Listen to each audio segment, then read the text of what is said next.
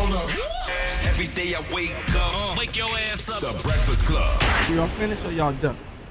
Yep, it's the world's most dangerous morning show, The Breakfast Club. Charlamagne the God, DJ Envy, and Jess aren't in today, but Loren LoRosa is here, and we got a special guest, a legend who made the MMA mainstream. Miss Ronda Rousey is here. Thank you for having me. Good morning. How you feeling? Fantastic. I mean, it's a little bit early, but you know. You don't get up this early?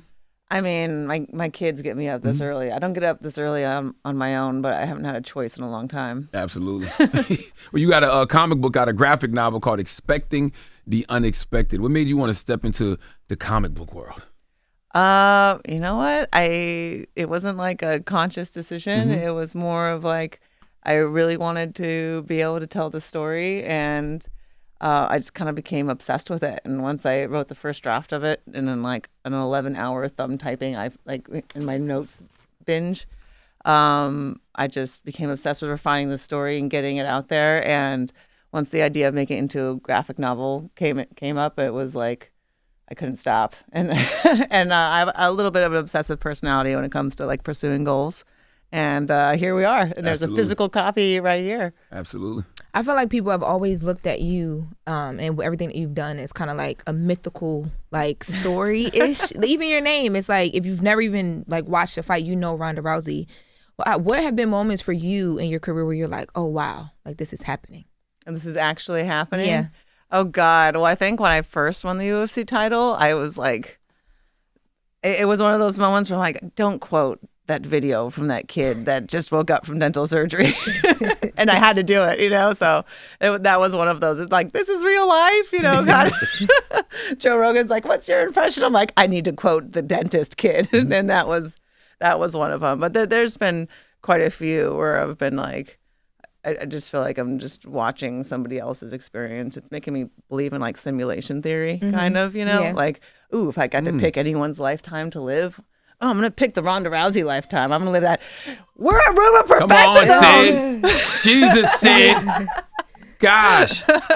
But so you would pick it over and over, is what you're saying? I don't know. I the life I've lived is so interesting. I'm like, man, I feel like if I had to like select someone's lifetime to live, I'm like, ooh, I want to pick the Ronda Rousey lifetime, you know, and try and live that because it's been so ridiculous. I don't know.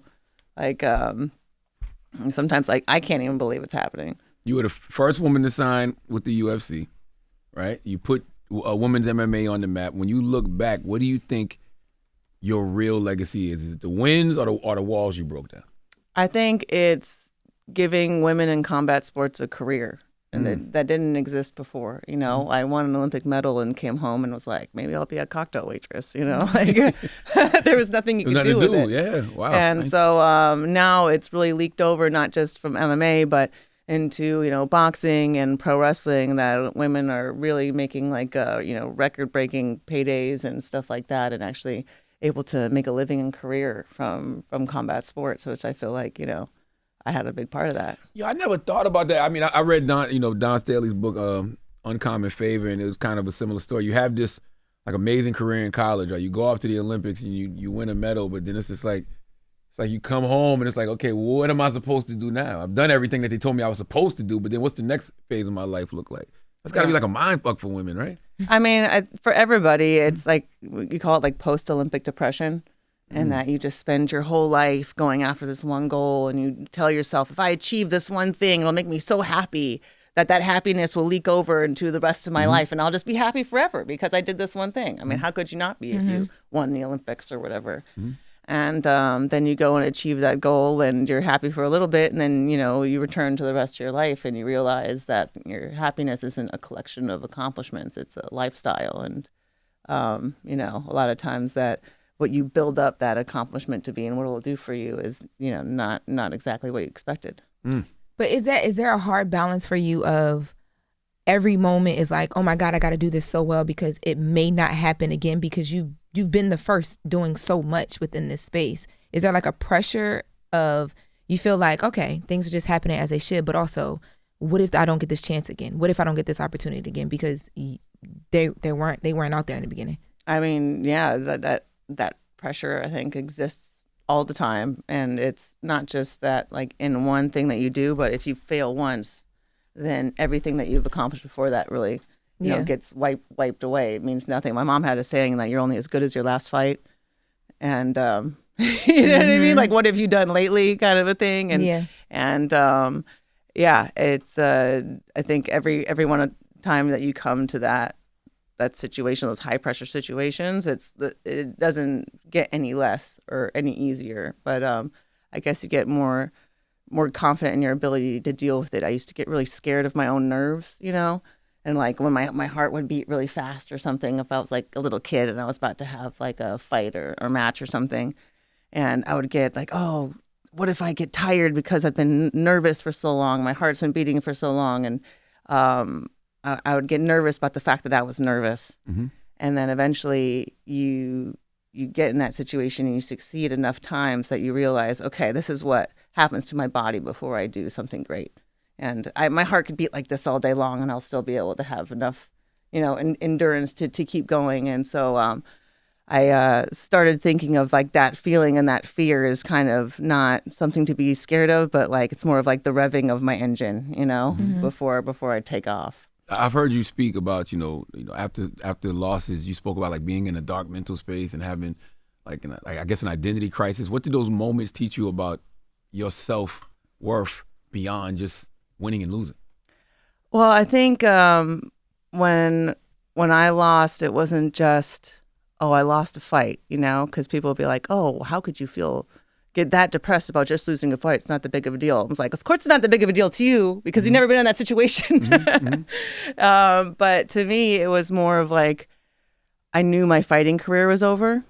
Really? And yeah, I knew because I'd been dealing with, I just had like a lot of like neurological issues that I'd been dealing with that I hadn't been able to tell anyone about because you're the champ. You can't let anyone know that you have any weakness, If anything, like people thinking I have no weakness, that does a lot of the work for me, up front. And so kind of portraying that was really important and not letting anyone know what was going on with me.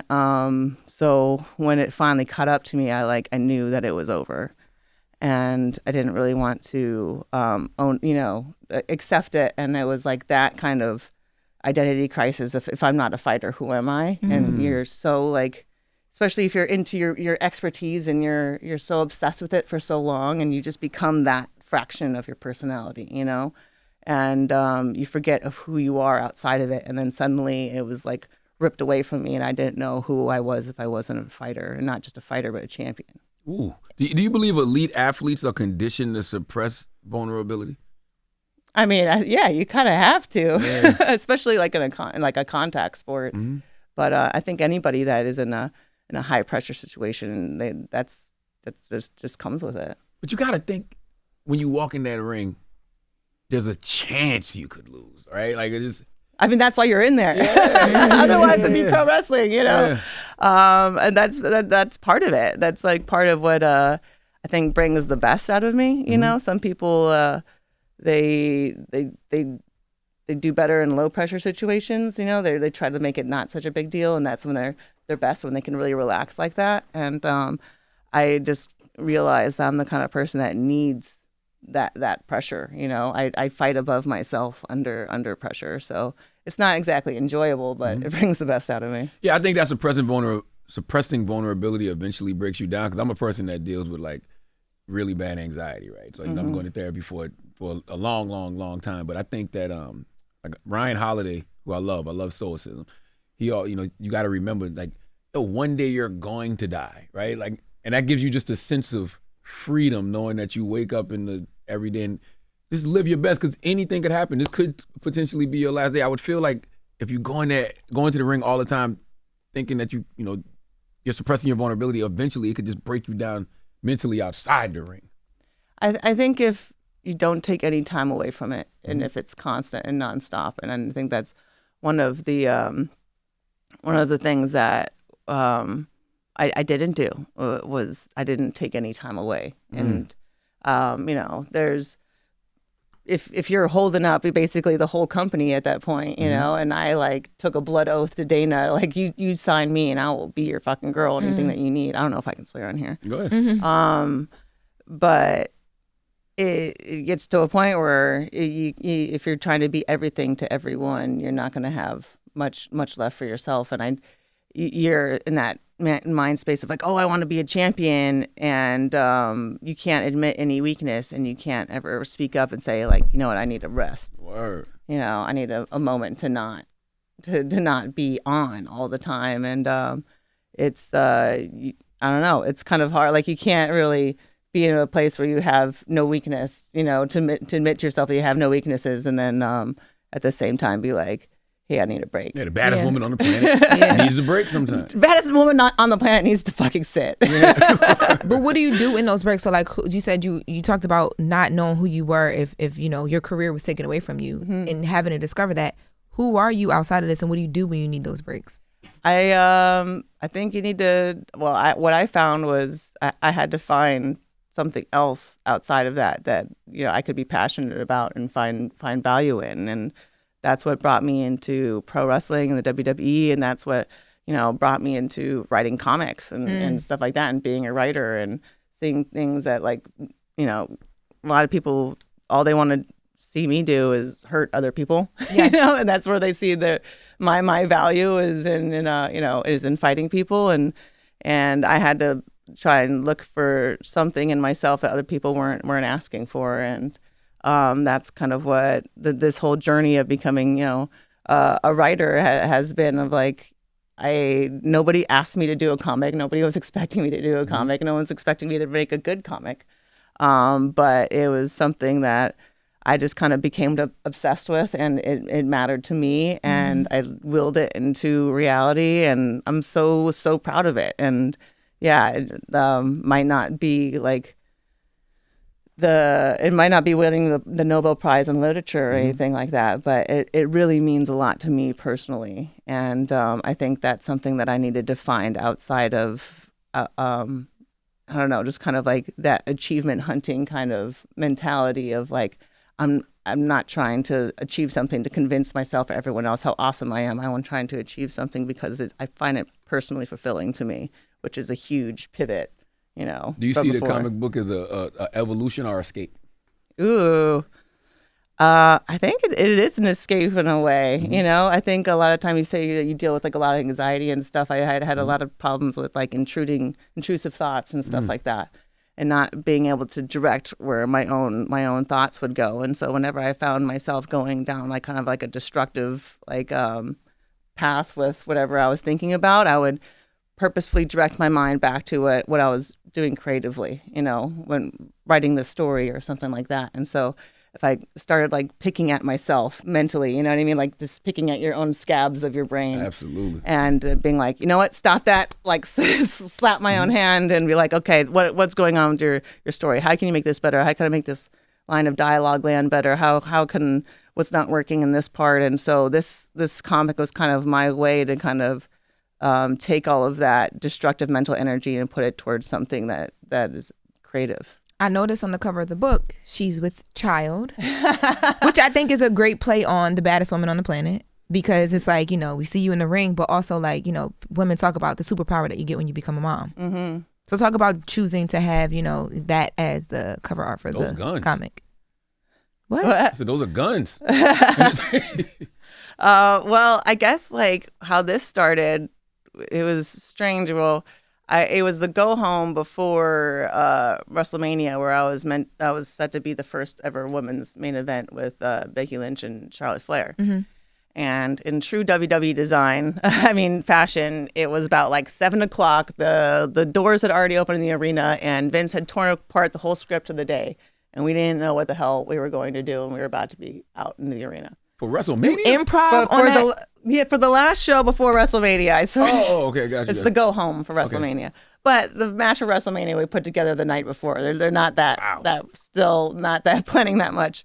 So I was kind of like freaking out, and Paul Heyman pulled me aside, and I think he was just trying to like get me to stop being less nervous and thinking about something else. And he was saying, what kind of movie do you want to star in? I'm like, what? And he was like, what kind of movie would you want to star in? And I never thought about that because I'd been a little spoiled brat waiting for someone just to hand me my greenlit dream project already ready to go. And I didn't realize until that moment, like, I don't know, what is the role that I could play better than anybody else could? And I'm not Meryl Streep. I don't have a huge range, but a very narrow range. I can hit it like a bullet. You know what I mean? So I was thinking, okay, what would be? I've always wanted to do like a martial arts film, and what would be a character only I could do? And I was thinking that like my favorite martial arts films are usually like going from point A to point B, like The Raid. You're going from the bottom of the building to the top of the building.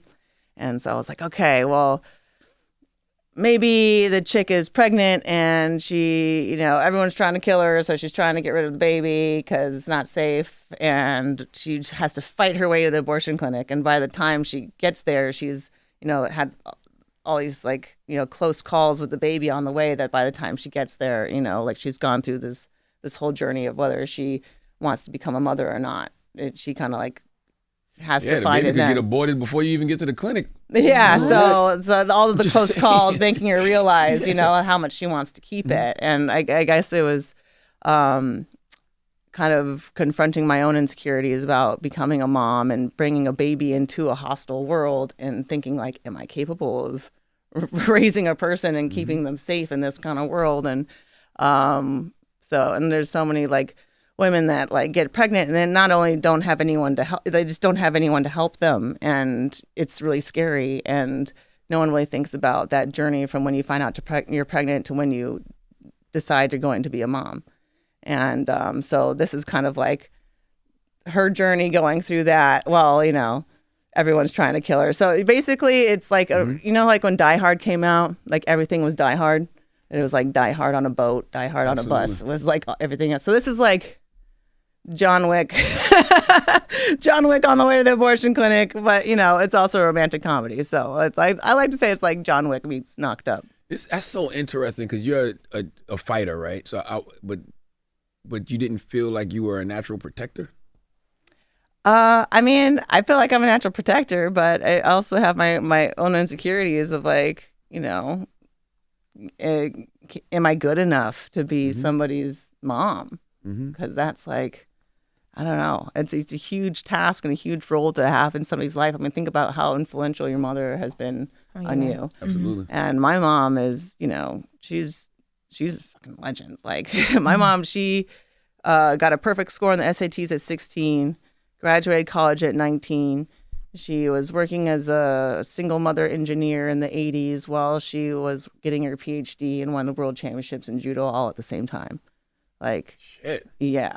And I'm like, I only got my GED. I'm like, oh man, I don't know if I could do this. And she's just like the super, super mom. And I don't know. I don't know if I had my own insecurities if I could take up that mantle or not. And so I don't know. This is like a funny kind of a exploration of all of that. And obviously it's like my husband is in it and everything. And it's I still am writing it. I'm still obsessed with it. I've already written the sequel to it. Wow. I know.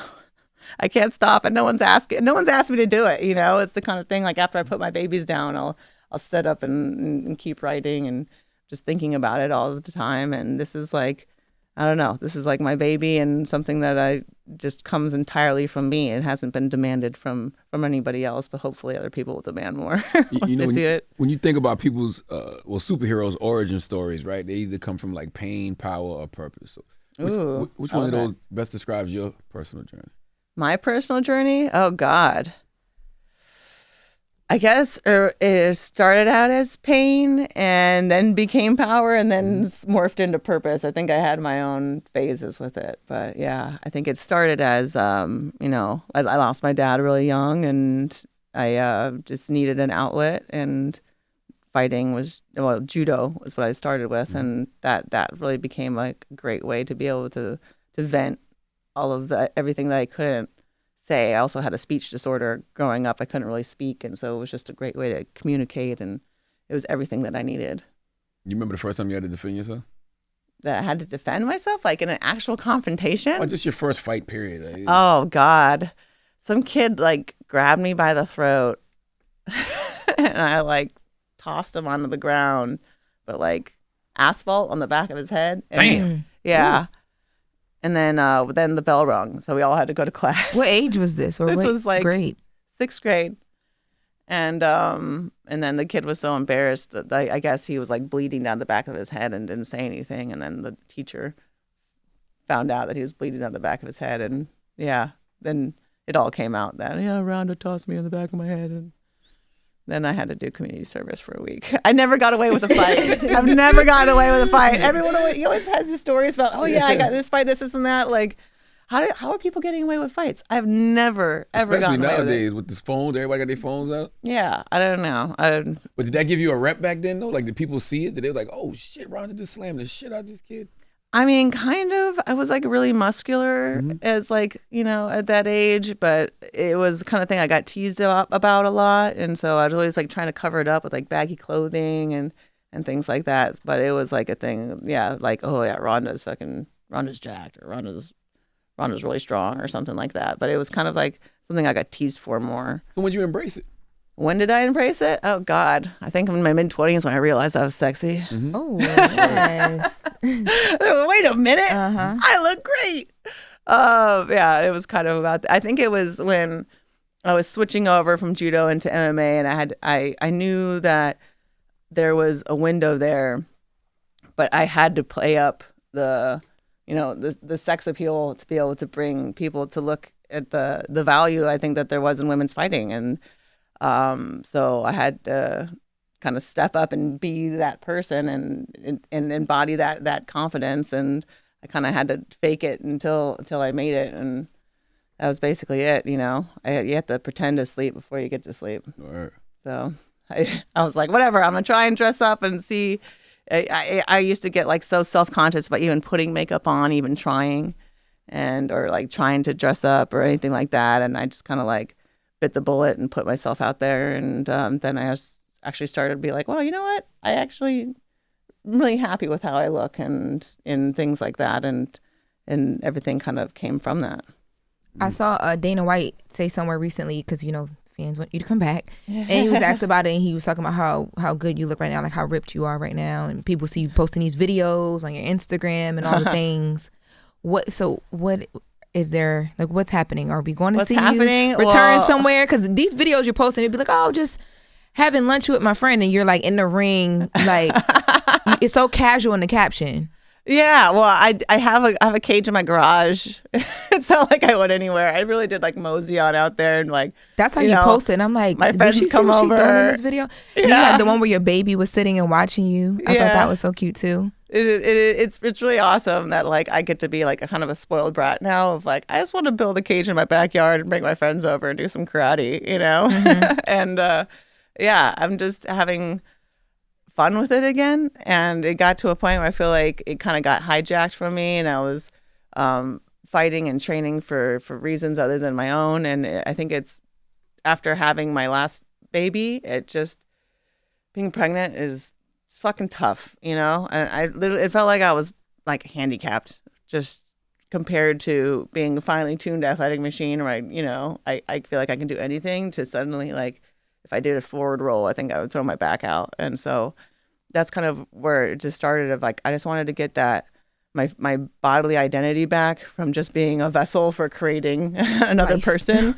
Yeah. And just get that freedom of movement back. And so then, I started training in MMA again, because I feel like when I kind of lost that identity as being a fighter, I think it like broke my heart too much to be anywhere near it, because I love it so much. And so I kind of went to the extreme of like, I don't want to train. I don't want to do anything at all. And it actually was a friend of mine, one of my coaches, who he was like, oh, well, I really want to get my black belt in judo. Can you like help me get my black belt? And I'm like, all right. And so I had a couple mats in my garage. So you would come over, I would show him some judo. And then I started like getting like enjoying it, again. And then, he does like wrestling and jiu-jitsu and stuff. So like, oh, let's roll around a little bit. Let's do that. And then my strength conditioning coach had been coming, throughout the years, and like, why don't you hold some paddles for me and hit some mitts and stuff like that. And then it just kind of came from a place of just joy. And I just want to do it just because I enjoy it, instead of this is what I feel obligated to do, or, this is what I'm being coerced to be doing for one reason or another. And so, it's what my body really wants, Yeah. It's what I've been training to do my whole life, and I just feel healthier and better, and I want to train again. It makes me happy, and it's really funny that like I'm training and everyone's like, so what are you training for? What are you doing? And I'm like, for my own joy. Is that bad? They see you training, but they automatically think you want to come back. I mean, they're like, well, you look so good. I'm like, well, because I'm the greatest ever. Like, of course, this is what happens when I train. I look great. Sorry, like I don't have to like have a plan for world domination in mind, but.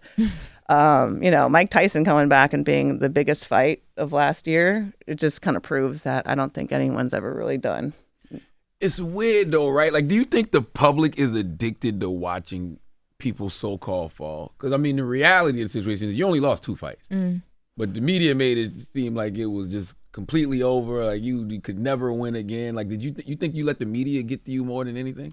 No, it was more of like what I was dealing with personally and physically. I'd had so many concussions since I was a kid, and they were getting progressively worse and worse. And I was getting concussion symptoms easier and easier.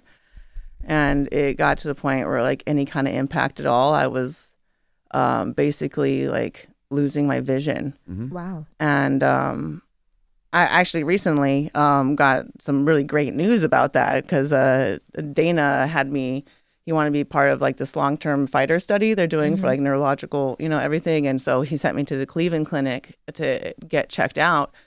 And the doctor there, he was like the first person to actually give me good news. Cause yeah, because a lot of times it's just like neurologically, you're like, oh, well, you're just going to deteriorate forever and it's just going to get worse and worse and there's nothing you can do about it. That's just what they always told you. And he said that I used to get migraines as a kid, and he told me that people that get migraines, for some reason, it's easier for them to get concussions. And what he thinks is happening is the more concussions I got, the easier it was for an impact to set off a migraine. And he thinks that because my brain looks better than it should. And so he thinks what's happening is I haven't had as many concussions as I think. And that a lot of times when I'm getting hit, I'm not experiencing concussion symptoms, it's migraine symptoms. So he says, because you can have a migraine without a headache. So what's happening is I get hit and then I lose a big chunk of my vision, basically. It's like I can't see.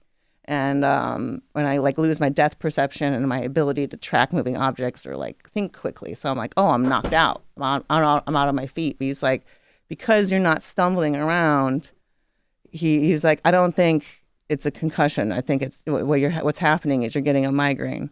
And so and so it's got to the point where like I can't fight safely because if I get hit, I basically can go blind. Oh wow. But the thing is, there's things I can also do about it. So I'm like trying to address it like nutritionally and things like that. But yeah, it's kind of nuts because I thought I'm like, okay, well, I'm just gonna get CT any day now, And he was like, yeah, I finally got some good news of like maybe there's something you can do about it, and it's not the nail on the coffin of your of being able to fight. So that's actually great news, but I don't know what I'm going to do with that.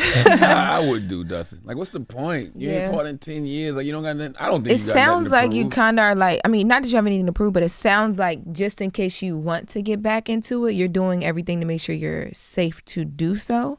Yeah, I mean, I'm trying out what they're trying to do. I'm trying to like nutritionally be able to address things and stuff like that. But I also, it's like, yeah, what's the point of going out and taking head impacts to see if it works or not? Right. Unless you can fight like a YouTuber, like maybe it's some female YouTuber that wants to get it popping. I don't know. Like other than that, like why? How scared were you? Because there were fans that were saying that the retirement was like abrupt. And in hearing all this, it's like, I mean, yeah, but how scared were you once you started, like when you felt that loss of vision and, all these things are happening, your body is changing?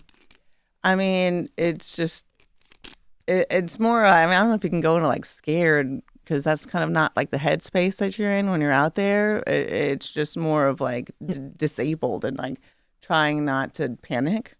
And not even in the moment in the ring though, just like in life of like I want to be healthy, I want to be okay, and I'm experiencing these things I've never experienced before that are making me take a step back. Like, what was your personal conversation with yourself about this is not okay? Like, I'm not okay. Well, personally, I was more worried about the long-term effects, you know?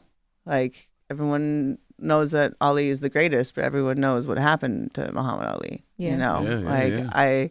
And that's, I think, every fighter's fear is you don't know when you've taken one hit too many until, you know, decades later. And so that was more of what I was worried about than how it was affecting me in the fights itself. It was more of, I didn't want to keep fighting if I couldn't keep fighting at the highest level. Mm-hmm. And when dealing with that, I didn't know how that would be possible. And I'm also a representative for the whole sport. So like, if I'm not doing well physically, then people would be like, oh, women shouldn't do MMA because that's what'll happen to you. Right. You know, so I have to kind of think about that I mean, aging gracefully is actually pretty important for the sport because I represent the sport. It's just interesting because, like, you know, you even think about somebody like Mike Tyson. He's lost multiple fights. God bless the dead. Muhammad Ali lost multiple fights. You know, somebody like Izzy, we love Izzy. We love all of them, but they've lost multiple fights. You lost 2 fights. So why is it different when they lose multiple fights and still get held as the greatest ever, but you lose a couple fights and people act like it's the end of the world, it's over, she's done, she's finished? Well, what do you think the difference is? I don't know. Because you're a woman. Okay. Oh, yeah. Oh, yeah. I didn't say it. It's true though. I mean, I saw headlines when you decided to walk away after those fights. People were talking about this changing the trajectory of your career. Like those fights single-handedly changed the trajectory of your career. Nobody even took into consideration all the other things that you're telling us now. Like, it could be mental issues, it could be physical issues. It's just, it literally felt like it's over. No longer the baddest woman on the planet. Done. I mean, I didn't want to like go out. I don't want people to think I was making excuses, you know? Mm-hmm. So I was just like, what's the point? Do you feel like people threw you away? In a sense? I mean, I don't know.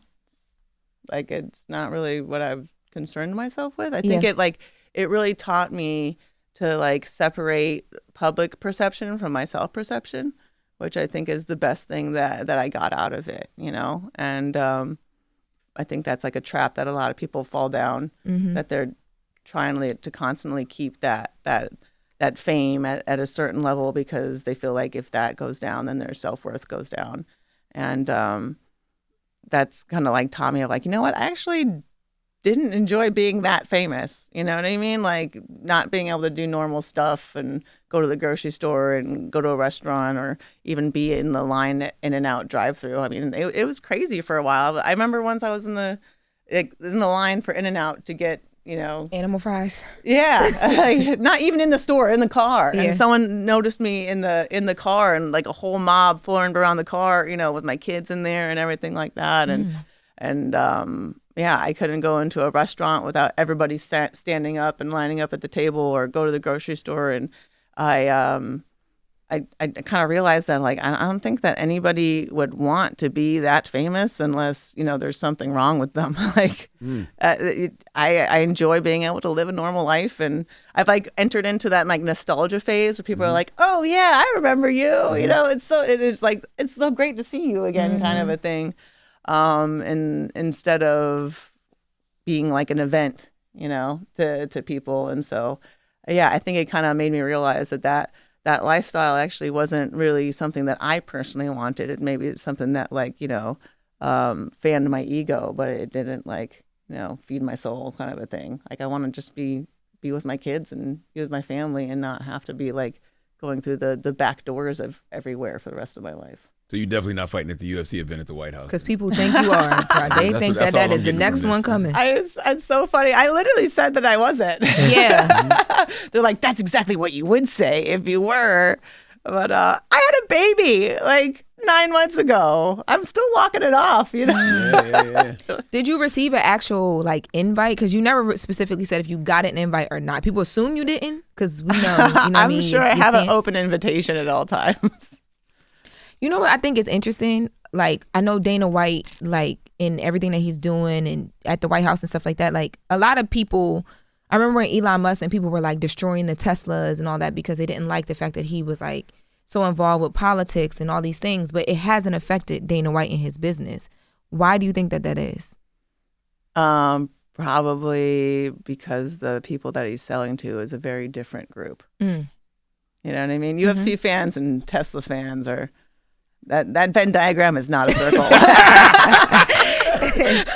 Stark difference, but yeah. Yeah. How has motherhood changed your relationship with competition and ego? Oh God. I don't know. I guess I won't know until my kids start competing in something. You know?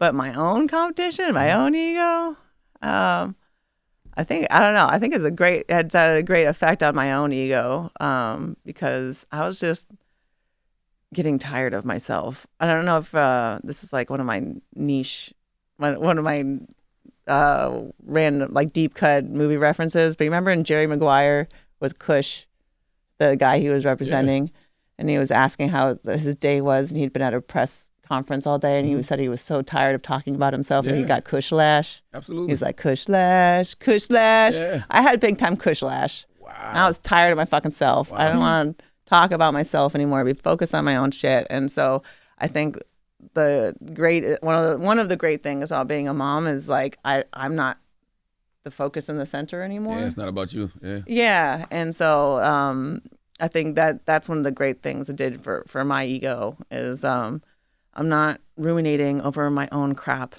You know, I am dealing with actual crap.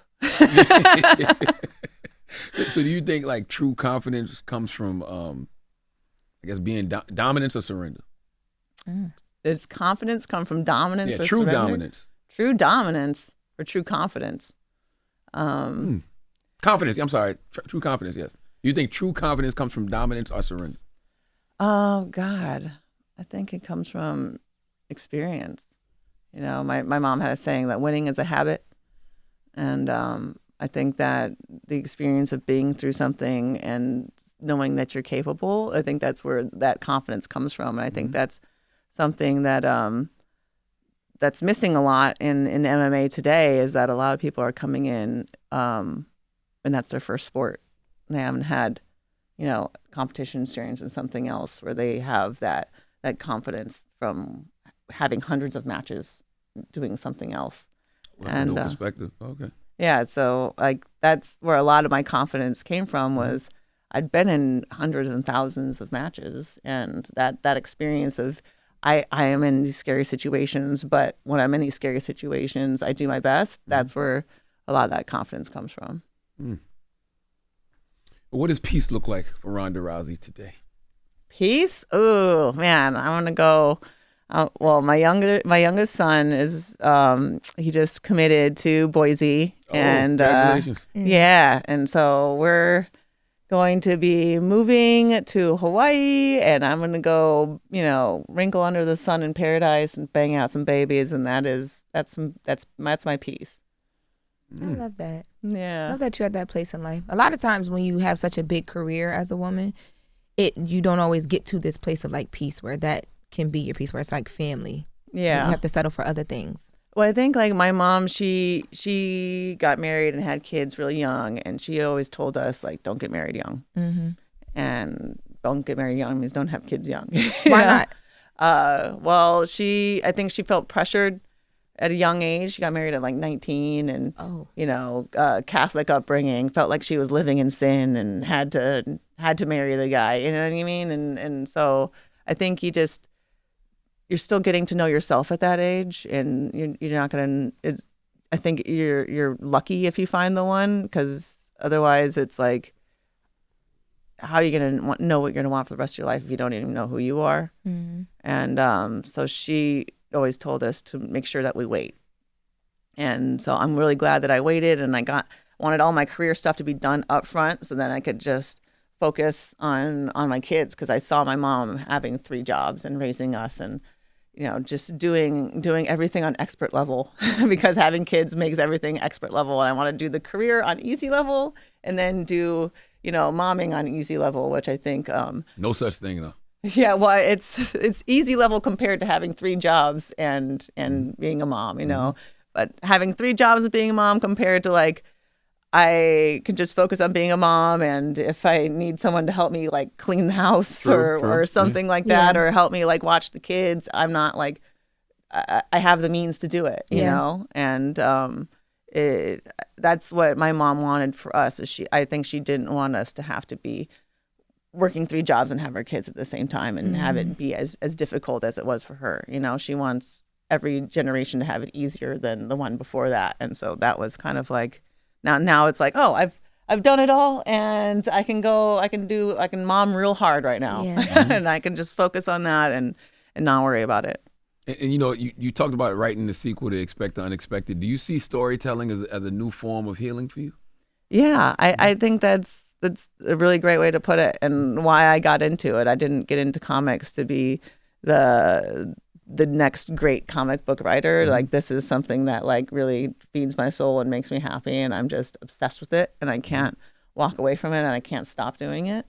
And I'm just really lucky to be in a situation where I can find people like the guys at AWA that I can use my name to even just get them to read it, and get Axel Alonso, is a former editor-in-chief at Marvel, to like look at my script and help me out with it, and get like said like a dream team of people to make this as good as possible. And I am able to do that because of the other things that I accomplished before, but I'm also not going to try and just like coast on that. I want this to be able to exceed every expectation, because I'm not really good at half-assing things. If I want to make a graphic novel, I'll make the best fucking graphic novel I can make, and make the best universe possible, and make it the best sequel possible, and if possible, like make it into a film, make it into whatever, series, create something out of nothing, out of just your mind. I think that's incredible, especially when everything that I've done that people really value has been so physical. To be able to do something cerebral like this is it's really valuable to me. So what still drives you now? Legacy, love, something deeper? Oh, I don't know. I guess love. I'm very much in love with my amazing husband and my amazing kids, and it's I think trying to find things that are self-fulfilling instead of looking for that fulfillment outside of myself has been what the real lesson that I've gleaned from all of this, and real happiness, and it's really nice to be able to kind of like, I don't know, separate myself from that, having to feel like I have to like perform my life for people watching, and just be like, you know what, I'm really happy not posting anything for weeks on end, instead of being like, oh, what's gonna be like my post today? How do I make sure that people know that I'm doing stuff and looking good, and still in the mix or something like that? And it was otherwise being like, what? I really don't want to think about it. Me and my husband, we all got all new phones for when we moved to Hawaii, and we're just going to just start over again, and not have, we'll have our work phone with all of our stuff on it, but have something with no social media, no anything, just give the number to people that are close to us, and then once a day go and check the work phone and check everything out, instead of just being like mentally stuck in this like. That's an amazing life. Yeah, I was just thinking like, I can't wait till I get to that point in career where I can just be like, you know what, that was cute. Yeah, start over a fresh phone, lay it on the beach, little Mai Tai. Yeah, exactly. Oh yeah, it's so close. I can taste it. So. I really believe you not getting back in the ring now. After talking to you, at first I was like, "It's no way," because you posting these videos. But now after talking to you, I mean, if you would, I'd be confused because you're so happy right now. Oh, thank you. You seem happy anyway. Yeah, if I would, it wouldn't be in a place to like where I'm trying to patch up my happiness and try to like find an antidote for it. I think that's what it was before. Of like, oh, if I get this fight, if I win this, then I'll be happy. I think like if it would come from an entirely different space if it ever came at all. That means it might happen. Okay.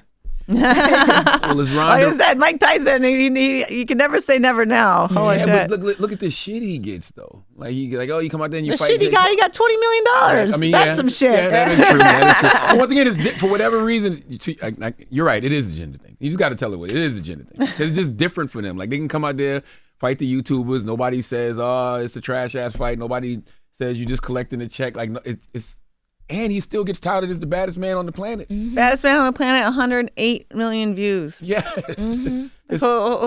Fucking comment whatever you want. That's the most watched fight of all time, and he was almost 60. Yeah.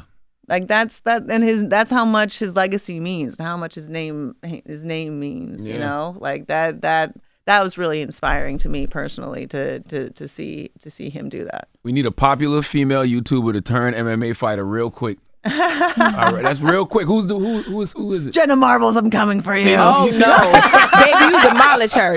Jenna, stay right there in front of that camera. Hi, YouTube, welcome. Let's get the money up, Netflix. That'll be a quick little lick. You know who Jenna Marbles is? No. She don't need to be in the ring with Ronda Rousey. No, I love her. I love her. Please keep it getting like house tours and all those Who things. you think, Eli? You a screamer? Who sanctioned PewDiePie? Who you think, Eli? Krishan Rock versus Ronda Rousey. What we doing, Netflix? Oh my God. Zeus, what's up?